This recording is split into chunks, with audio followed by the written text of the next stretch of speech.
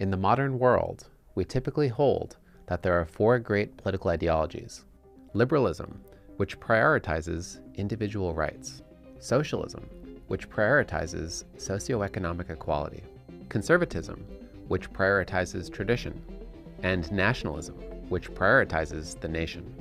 Of the four, nationalism is perhaps the most powerful. It's also almost certainly the most neglected. Over the last few centuries, nationalism has shaped the world to an extent far beyond what many realize. Many of its tenets are now simply taken for granted, seen as self-evident truths that widely go unacknowledged and unquestioned. In the 20th and 21st century, nationalism has seen unprecedented political success. After the fall of the Soviet Union, it has arguably become the dominant ideology on Earth. But what is it? What is nationalism? I could offer a famous definition. It's a political principle which holds that the political and the national unit should be congruent. Or I could point at famous examples of it. But I think the best place to start with nationalism, to gain a full appreciation for it, is to roll the clock back, to look at nationalism as it came into existence and evolved over time and shaped the world. We're going to start with something concrete: the nation. You know what a nation is. It has a flag, a territory, a people, and an anthem. The United Nations is a coalition of nations. But the world didn't used to be covered in nations. Nations, in terms of world history, are fairly new, mostly cropping up in the 18th, 19th, and even the 20th century.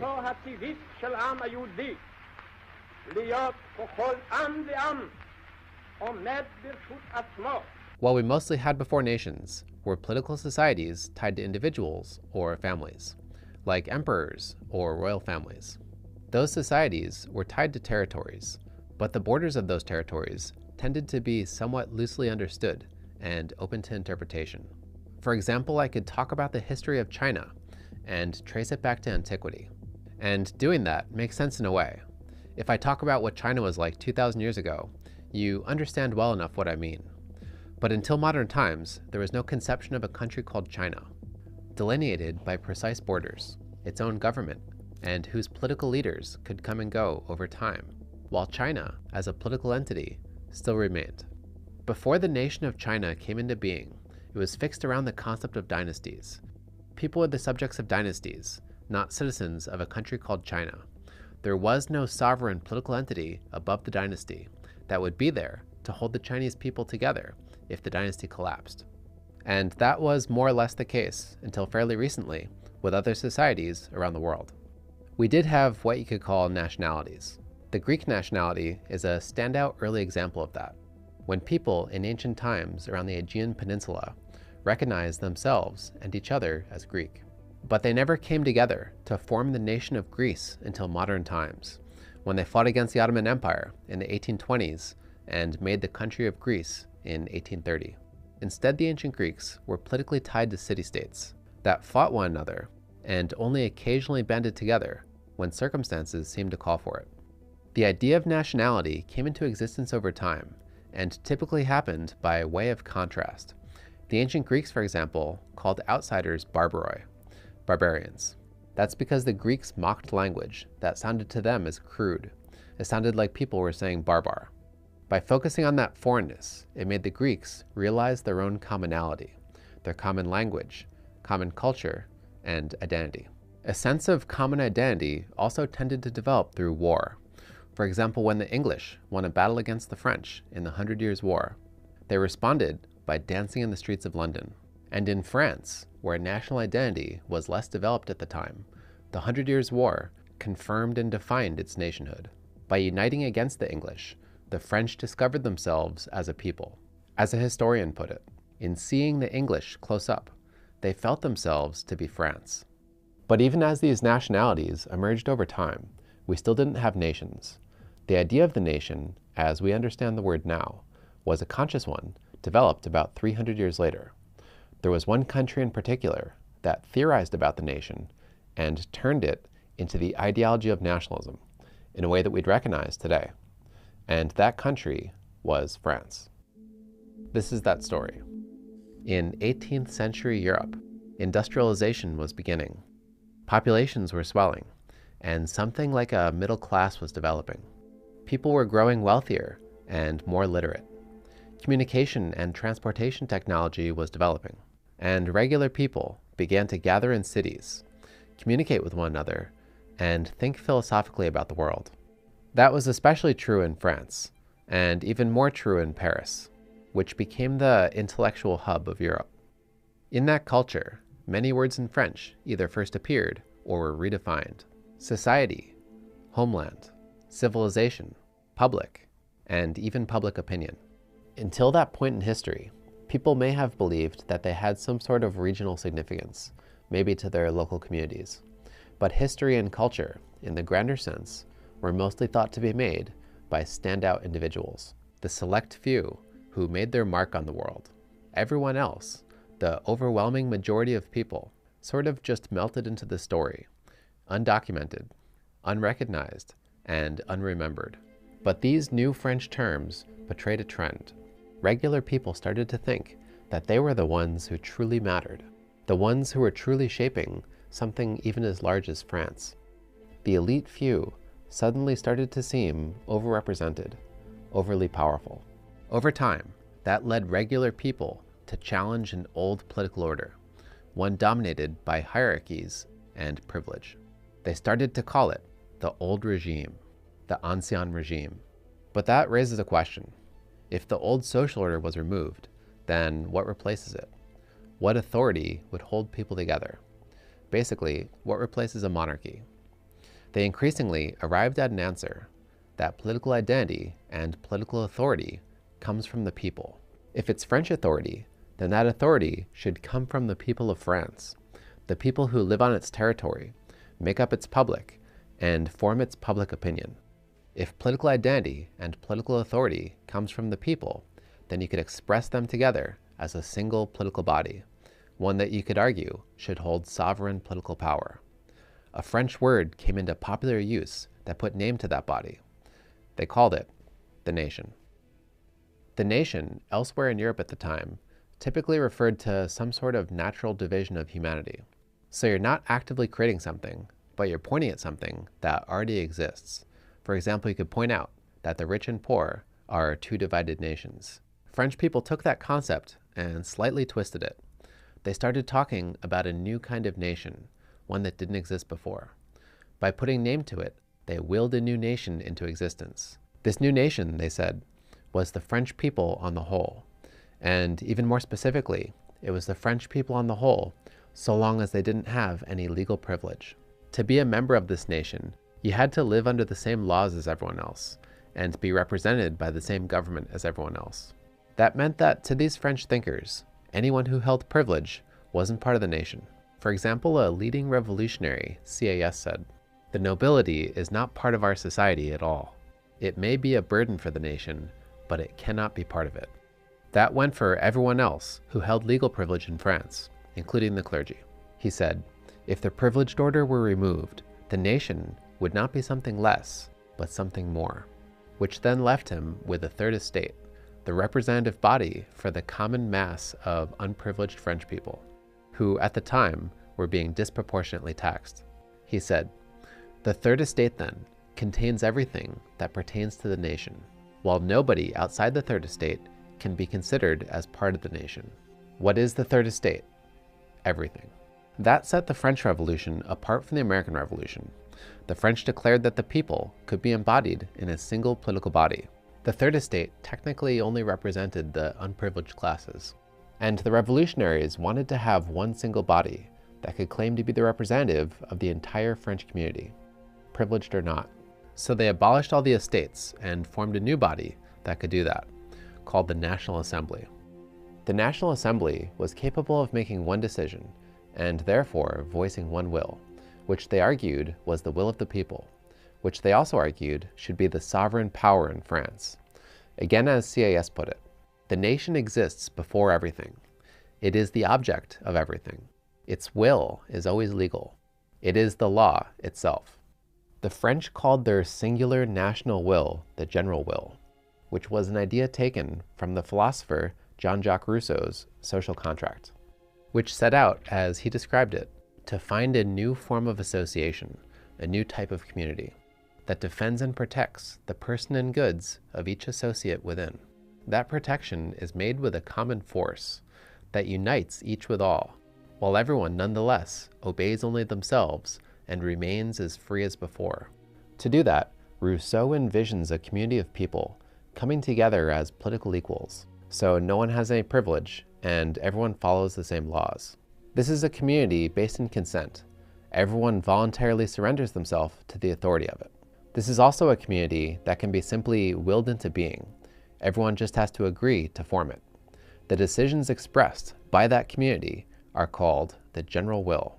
He said, each of us puts his person and all his power in common under the supreme direction of the general will, and as a body, we receive each member as an indivisible part of the whole.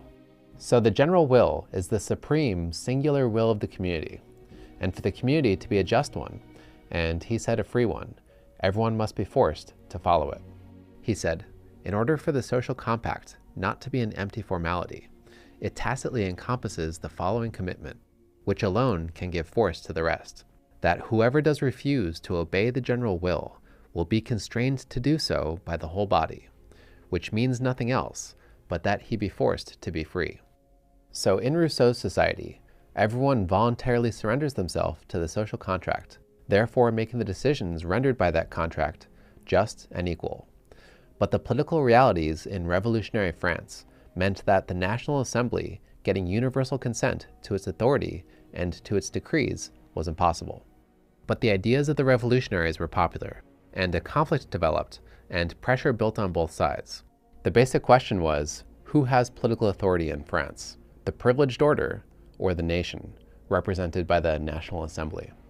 Over time, the National Assembly won that struggle by increasingly wresting political and financial matters under its own control.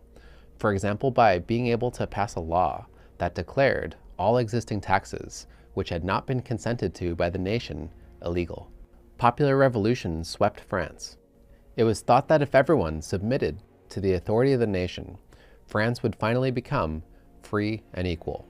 So the revolutionaries set out to accomplish exactly that. They set out to subordinate everything political in France to the nation.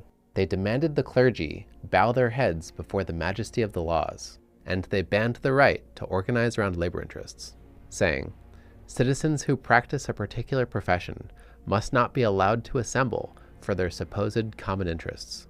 There are no more group interests within the state. There are only the private interests of individuals and the general interest. The nobility, too, swore loyalty to the nation, as it was described. Everyone offered up, gave, laid at the feet of the nation. The king became increasingly marginalized as time went on. As France went to war, which they said was to spread their values of liberty and equality, the king felt forced to acquiesce. As Marie Antoinette put it, the king is not free. He has to follow the general will, and for our personal safety here, he has to do what he is told. As the nation continued to rise in status, it became something that the king could betray. France was becoming the French nation, and the king became subservient to that nation. When he tried to veto laws from the assembly, and when he was supported by foreign monarchs, he was finally deemed an enemy of the people. An ideological line had been crossed. The revolutionaries responded by storming the Tuileries Palace. The king was captured, and judgment passed on his life. As Maximilien Robespierre put it, Louis must die because the homeland must live. Okay, so we have this united French nation taking power, and you could probably see the idea of nationalism coming into shape. But the reality wasn't so simple. Once in power, the revolutionaries were in a weak position. They were low on resources and felt threatened by foreign powers who were wary of the developments happening in France, which brought in a geopolitical side to nationalism, one that still holds true today. At that point in history, the city-state was seen as being far too small and prone to being conquered. On the other hand, you had empires, which were coming to be seen as far too big, holding too many diverse populations together, too far from their power base, which made them prone to an eventual collapse.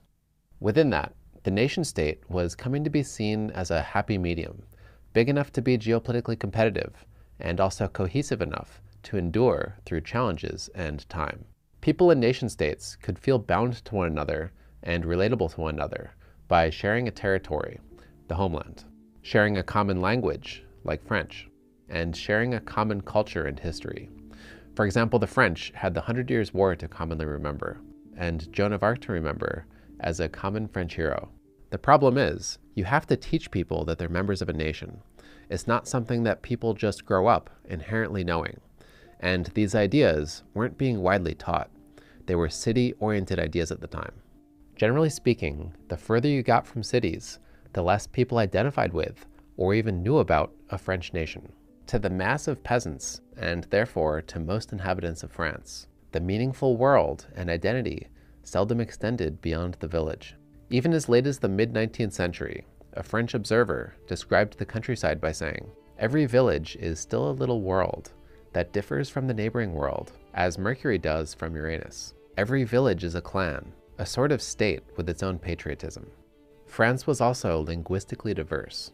Most subjects of the king didn't speak standard French, and instead spoke a wide variety of languages and dialects, which complicated claims at the time about France being a singular French nation, which meant that the nation, as the revolutionaries were pitching it, didn't really exist yet. The revolutionary Mirabeau, for example, called France nothing but an unconstituted aggregate of disunited peoples. It was a problem that had occurred to French thinkers in the decades before the Revolution, and in the early 1770s, Jean-Jacques Rousseau wrote down a solution for it. He offered it in the form of advice to reformers in the Polish-Lithuanian Commonwealth, which was typically just called Poland.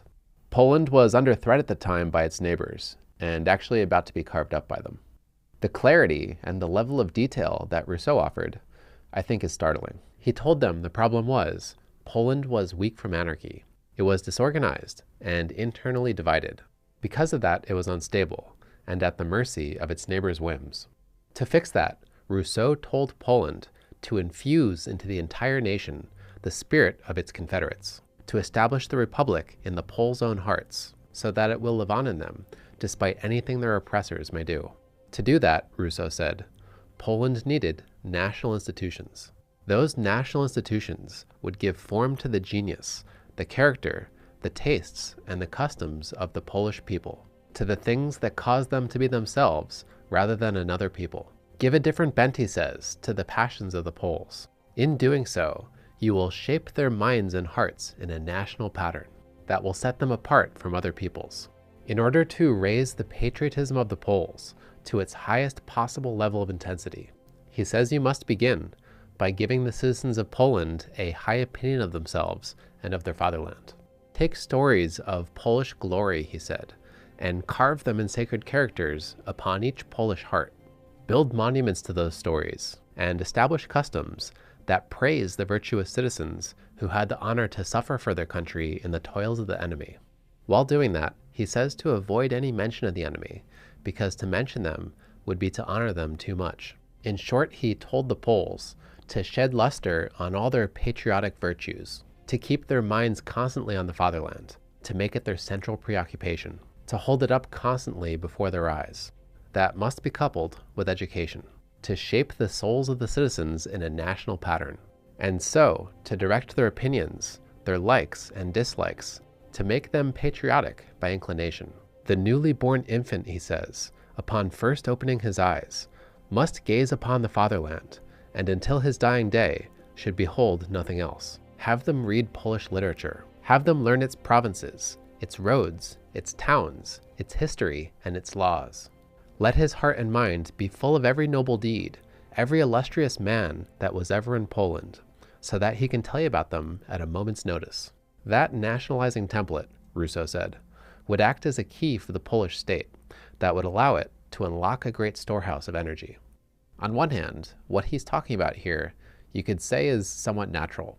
States and societies of all types might build up myths about their own greatness. What was new here was the intentionality and the thoroughness, the imperative to educate and indoctrinate an entire society, and to do that in the context of nationalism. Everyone was to be taught that they were a member of a nation, and the nation was to be held up as an object of supreme importance, something that defined what people believed and defined who they were inside. Rousseau's treatise became a major source of inspiration for the French revolutionaries. So to make the French nation into a reality, they set out to intentionally nationalize the people of France. As one of the more radical leaders, Henri Grégoire, put it, all citizens were to be melted into the national mass. In that, they were somewhat successful. They established the first comprehensive system of national education and tried to make Paris into the artistic capital of the world, turning a royal palace into the first national museum, the Louvre. National festivals were also planned. Through those festivals and those schools, French was to be put forward as the only language used throughout the nation. A musician was also tasked to compose a patriotic song to celebrate France's declaration of war against Austria. The song produced began, "Arise, children of the fatherland, the day of glory has arrived." It then urges the French to charge into battle and let the enemy's impure blood water their fields. The song produced was the Marseillaise, still the national anthem in France today.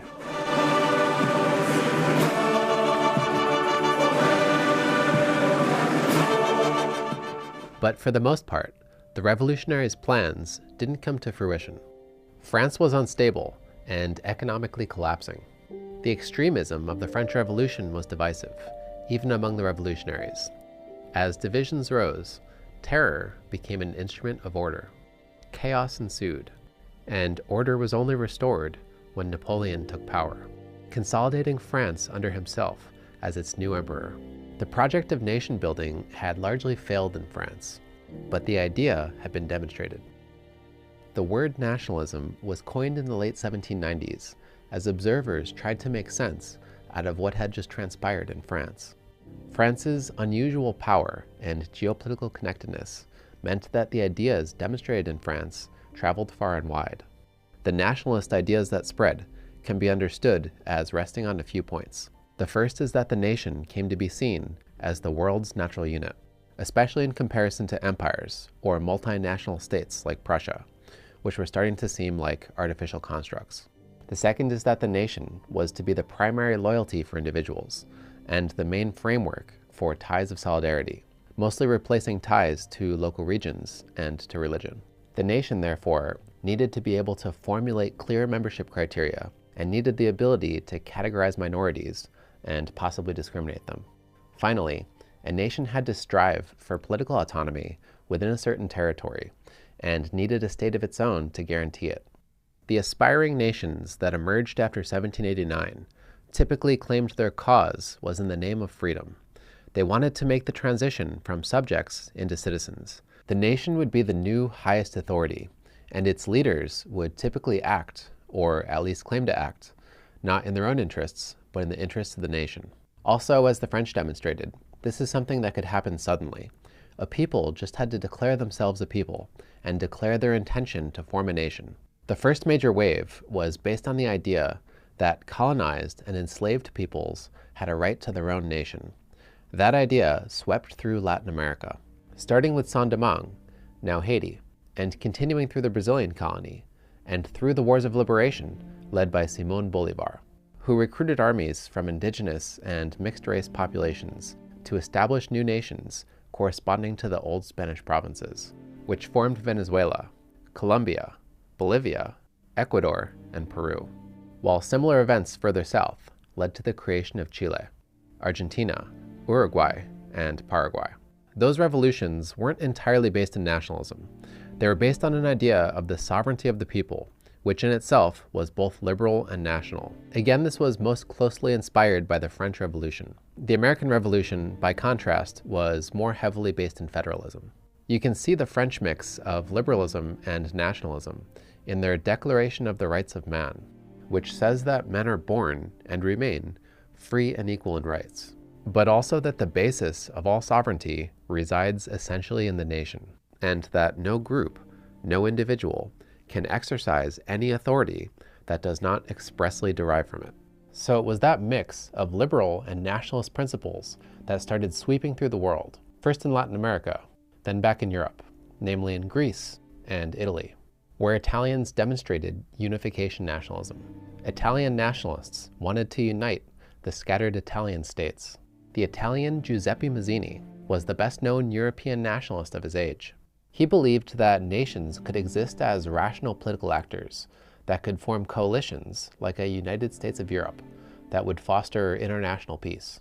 Mazzini said that required primarily emphasizing international loyalty. Your first duties, he told Italians, are to humanity. You are men before you are citizens. But he argued that you need to make a nation first before you participate internationally. He said we must exist as a nation before associating ourselves with the nations which compose humanity. Roughly similar politics have since been articulated by thinkers like Woodrow Wilson, and you could argue are perhaps even more roughly embodied in organizations like NATO, BRICS, the European Union, and the United Nations. But despite Mazzini's hopes, conflict between nations often occurs. Territorial disputes between nations often occur. Nations often go to war with one another. And human diversity within any one given territory can cause nationalist conflict for a number of reasons. For example, if you go back to Jean-Jacques Rousseau's recommendations for Poland to nationalize its citizens, what would happen to the people living in Poland's borders who don't want to identify as Poles? What if they don't speak Polish? And what if they're in a region where most people around them are like them and not like other Poles? Do they accept the Polish language and Polish culture being imposed on them? Or do they fight for their own nation, separate from Poland? Or for that matter, if Poland did become a nation, what would happen to those who identify as Poles but live somewhere outside of Poland's borders, like Prussia at the time? Should they try to get Poland to annex parts of Prussia to unite the Poles? As nationalism spread, a history of similar conflicts spread with it. That to many made hopes of achieving international peace through nationalism seem naive. It also created a new type of nationalism, what you could call the nationalism of persecuted nationalities. Zionism is probably the most famous example of that.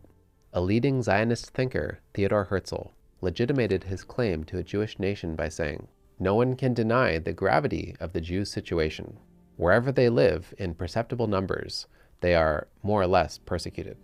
The persecution of people who seem foreign is a practice that goes back to antiquity, but Herzl framed the problem as specifically occurring on the level of nations. For example, saying, every nation in whose midst Jews live is, either covertly or openly, anti-Semitic. Because of that persecution, it was argued that Jewish people needed their own nation, which of course became Israel. As the 19th and even the 20th century went on, it became standard for nations to try to strengthen themselves by implementing Rousseauian national programs, to teach their citizens that they were members of a nation, and to foster national loyalty, pride, and solidarity. For example, at the end of the 19th century, the United States of America implemented a national Pledge of Allegiance in its schools. It goes, "I pledge allegiance to the flag of the United States of America and to the Republic for which it stands, one nation, under God, indivisible, with liberty and justice for all." I can recite it from memory because I was taught it as a child. Because American politics also emphasize individual freedom, it's not something that I was forced to say. If I wanted to opt out of saying the pledge, the authorities around me respected it. Okay, so I want to pivot our attention to a new type of nationalism. But to do that, I need to bring in some philosophy. The nationalism I've been talking about so far, meaningfully, although not entirely, came out of the Enlightenment. Enlightenment thought can be understood as an emphasis on logic and rationality, and on the belief that they produce knowledge, which, when accumulated, adds to human progress. Enlightenment thinkers observed humanity and concluded that there's a common humanity shared by everyone, which inspired the French revolutionaries to make a new French nation, where all French people had a certain amount of power and a certain amount of political dignity. A key takeaway here is that Enlightenment principles are universal in nature. If you think about it, the whole point of logic and rationality is to get us away from a subjective reality and bring us towards a universal reality.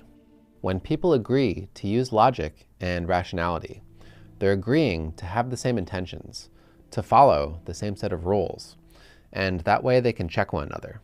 They can find problems in each other's thinking and circle, over time, closer and closer to the truth. It's the philosophy that science is built on. Science is something that anyone, anywhere can take part in, precisely because it's universal. Now we're going to bring in another type of philosophy, Romanticism. Romanticism, by contrast, appeals to emotion. In its pure, most essential form, it's a revolt against received ethical and aesthetic standards. It takes the standards of the day and turns them on their head, and in doing that, creates excitement, typically by rejecting modern, what are normally called civilized values, and by leaning into primal values. Values that make us, on some instinctual level, feel alive. Rousseau is typically seen as its first major figure, though not all his writing works as Romanticism. He was most clearly one when he rejected what everyone else around him saw as progress. For example, when he asked, has the restoration of the sciences and the arts contributed to purifying or to corrupting morals? And he concludes that it was the latter. He said, the effect is certain, the depravity real. Our souls have been corrupted in proportion as our sciences and our arts have advanced toward perfection. How did he arrive at that conclusion? I actually don't think that it's the point. The excitement and the shock of the conclusion, especially to its Parisian audience at the time, I think was the main point, and an argument was produced to procure that excitement.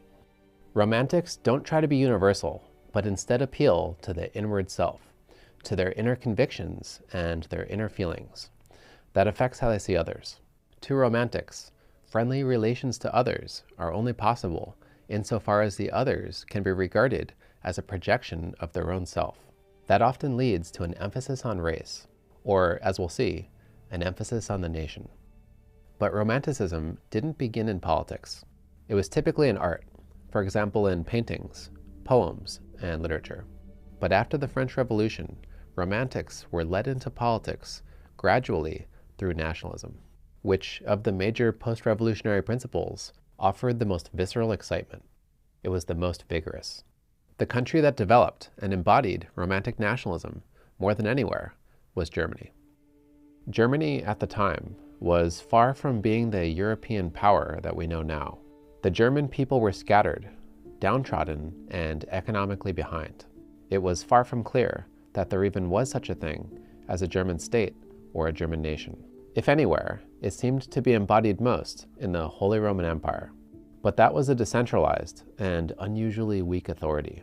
A high-ranking imperial official put it this way in 1766. He asks, "What are the Germans?" And he answers himself, "We have been for centuries a puzzle of a political constitution, a prey of our neighbors, an object of their scorn, outstanding in the history of the world, disunited among ourselves, weak from our divisions, strong enough to harm ourselves, powerless to save ourselves, insensitive to the honor of our name, indifferent to the glory of our laws, envious of our rulers, distrusting one another, inconsistent about principles, coercive about enforcing them, a great but also a despised people, a potentially happy but actually a very lamentable people." In the late 18th century, Germans found a way to cope with that lack of national strength and unity by essentially getting in touch with Germany. They traveled the countryside in search of Germany's metaphorical interior. They looked for Germany's rhythm in bards and folk songs. They tried to capture the sensual power of its landscapes through poetry. They also philosophized about the German language, calling attention to its unique character, but then going even further, claiming that words aren't just things that describe the world, but allow you to feel the world from the inside. That way of thinking found its clearest expression in the Sturm und Drang movement, the storm and stress movement. But it wasn't nationalism yet. It was Germans creating a romanticized sense of country, or a romanticized sense of nationality. It was making Germany into something subjective, something interior. It was creating a deeper relationship between subject and object, a person and a place. It was something that would allow Germans to say, eventually, "This is who I am." That feeling crystallized into nationalism for the first time after the French Revolution, specifically after the French invaded German lands. Its clearest proponent was a man named Ernst Moritz Arndt. Arndt explicitly called for the unification of Germans into a nation. In doing that, Arndt articulated a key feature of Romantic nationalism, which is that it leans into a sentiment that's felt, or could be felt, by its nationals. That's often a sentiment that flies in the face of the so-called civilized world. The sentiment that Arndt leaned into was the shared hatred of the French. It was a sentiment held personally by Arndt, as he recalled upon seeing the French occupy the Rhineland. "Here I learned to hate them, as enemies and destroyers of my people, and hardly do I see one more, and my cheeks flush hot with blood." He then tapped into that hatred as a means of arousing and unifying Germany. For example, in this poem, "What is the fatherland of the German? Name me the great country, where the German tongue sounds and sings songs in God's praise. That's what it ought to be. Call that thine, valiant German. That is the fatherland of the German, where anger roots out foreign nonsense, where every Frenchman is called enemy, where every German is called friend. That is what it ought to be. It ought to be the whole of Germany." Arndt wanted the hatred of the French to be the main pillar of a new nationalism in Germany, something that would have the cohering power of a religion. As he put it, "Let the unanimity of your hearts be your church. Let hatred of the French be your religion. Let freedom and fatherland be your saints to whom you pray." So there's a strong element of collectivism here.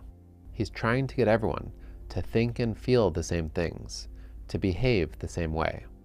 Nationalism, by definition, is a collectivist ideology. A nation is a collective, and nationalists behave politically by collectivizing with their nation.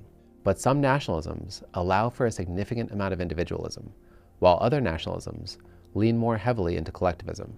The Germans ended up creating a highly collectivized form of nationalism, most fully embodied by the Nazis. The man who developed the philosophy of collectivism for the Germans was Johann Gottlieb Fichte. Like Arndt, Fichte's nationalism matured once the French invaded Germany. A key moment for him was seeing Napoleon ride through Berlin in 1806. Fichte, in response, delivered a series of addresses to the German nation. A German nation, politically speaking, didn't exist at the time, but there was a common language that could be used to unite the German people, so it was on that language that Fichte focused. Fichte claimed that all the Neo-Latin languages around him, like French, were inferior. Since they were tied to Latin, he claimed that they were dead languages. He said, "To be frank, they have no mother tongue at all." He pointed out that Germans had their own original language, which he called a living language. He also claimed that it transformed the people who spoke it. Germans, he said, by speaking a living language, were vitalized people. For example, saying, "Description and characterization in such a language is itself a directly vital and sensuous matter, representing once more one's own entire life, seizing it and intervening in it." So all these German people are vitalized in the same way, because they're speaking the same living language. From there, a metaphor to a body forms. He says Germans, separated, are a malfunctioning body. And to be strong and overcome their problems, the German people need to come together and form a new, whole body. For Fichte, that process had the force of divinity behind it. He said, "The animating breath of the spiritual world will take hold of our national body's inert bones and join them together so that they might gloriously exist in a new and transfigured life." He argued that this wasn't something you do just for the good of the nation. He said that if you join together with the national body's bones, you gain a profound existential meaning, a meaning that goes beyond your own finite life. He said a man is certain that the cultivation he has achieved remains in his people so long as this people endures, and that this cultivation itself becomes a lasting foundation for all further development. And it's the universality, he said, of that particular law that binds people together. He said it binds this throng into a natural, consistent whole. So in this system, Germans gain meaning in life by being part of their nation. That makes the existence of their nation more important than any one particular national. That means that Germans must be prepared to make sacrifices for their nation. To preserve their nation, Fichte said, a German must even be prepared to die, so that it might live, and he live in it, the only life that he has ever wanted. That created a doctrine of people and fatherland. The people give everything, even their lives, for the fatherland, and the fatherland, in turn, is the people, who are kind of orgiastically brought together as this imagined living body. A set of ideas picked up and carried out by the Nazi Party a little more than 100 years later. In such a society, the love of fatherland must itself ruled the state as the supreme, ultimate, and independent authority. No other force or principle can be allowed to conflict with it, which Fichte said was for the purpose of creating domestic peace. Fichte said to achieve this end, the natural freedom of the individual has to be limited in various ways, and if there were no other considerations, it would be well to restrict the people as much as possible, uniting their activity uniformly, and keeping them under vigilant and lasting supervision. Fichte's ideas were directed at German intellectuals, and at first, he and Arndt mostly only found support with students. They inspired, for example, members of the Burschenschaft movement, which by 1817 became notorious for burning books that criticized it or were considered sufficiently anti-German. One of its members in 1819 murdered a critic before running into the street, stabbing himself in the chest and crying out, "Long live the German fatherland." He survived and was executed. The executioner, though, sympathized with the ideals of the nationalists. He dismantled the blood-stained scaffold after the event and used the wood to build a secret summer house for members of the Burschenschaft to meet. It was a sign, if any, that romantic nationalism had taken root in Germany. Germany would finally become a nation in 1871, when the King of Prussia was converted to the cause, but it would face a rocky path to stability and prosperity. Okay, to zoom our perspective back out, nationalism again was a European invention. There were nationalities and things that resembled nations, but the concrete conception of nations and nationalism were things that tended to emerge around the world upon contact with Europe. First in Latin America and around the rest of Europe, and then in Asia and Africa from the 20th century on. The inspiration taken from the West was often a conscious one. Many societies around the world effectively realized that they had the Poland problem. They were disorganized and internally divided. And to fix that, to bring strength, unity, and stability to their people, they said they must, to some extent, learn from the West. Until the first half of the 19th century, nationalism, inspired by the French, was closely linked to liberal values. But as Romantic nationalism became more popular, things began to change. Nationalisms around the world started to take on a hybrid character. The ideology of Chiang Kai-shek, the leader of China before Mao Zedong, is a good example of that. Chiang called for the naming of and extermination of domestic enemies, namely communists. He called for the spiritual regeneration of his people for the sake of making a strong, unified, and safe China. A goal, he told Chinese, they should be ready to die for at any moment. But that was also with the goal of eventually creating a democratic, pluralistic China. Precise labeling of that kind of ideology isn't easy, and most just settle with calling Chiang a nationalist. As nationalism spread, it began to appear increasingly powerful, even unstoppable. Many of those making that realization were politicians, who began to lean into nationalism as part of their image and platform. That, combined with developing technology and state apparatus, made a new type of nationalism possible, and the last one we're going to talk about today. And that nationalism was fascism. Fascism, if we're trying to use the word accurately, is an extreme form of nationalism. The Italian fascisti were the first official fascists. They wanted to create a single-party fascist state and then subordinate the entire Italian nation to that fascist state. That would all be done in the name of establishing and heightening the greatness of the Italian nation. As Mussolini put it, "Our myth is the nation. Our myth is the greatness of the nation. And to this myth, this greatness, which we want to translate into a total reality, we subordinate everything else." Mussolini was somewhat inspired by Mazzini, but he rejected internationalism as a principle that could bind people together. As he put it, the unit of loyalty was too large, and he instead focused on his own country, which developed into a passionate nationalism. As he put it to the Italian parliament in 1925, "We all know that what motivates me is not a personal whim. It is not lust for power. It is not an ignoble passion, but only an unlimited and burning love for the fatherland." He became especially interested in the collectivizing potential of national consciousness. He wanted a shared national consciousness to be at the center of a movement so collectivist that it was openly anti-individualistic. All individuals were, in theory, to merge their being with the fascist state. As Mussolini put it, Fascism stresses the importance of the state and accepts the individual only insofar as his interests coincide with those of the state. This is taking nationalism to such an authoritarian degree that people essentially become subjects again. What the fascist state officially thinks and wants, its subjects also officially think and want. This higher personality, he said, becomes a nation. The state creates a nation. So fascists want to destroy the existing government and make a new state. Then that state creates a nation. And through that nation, the will of the people is realized. To the nation, volition is conferred, and the people are made one. It makes them, as he said, aware of their moral unity.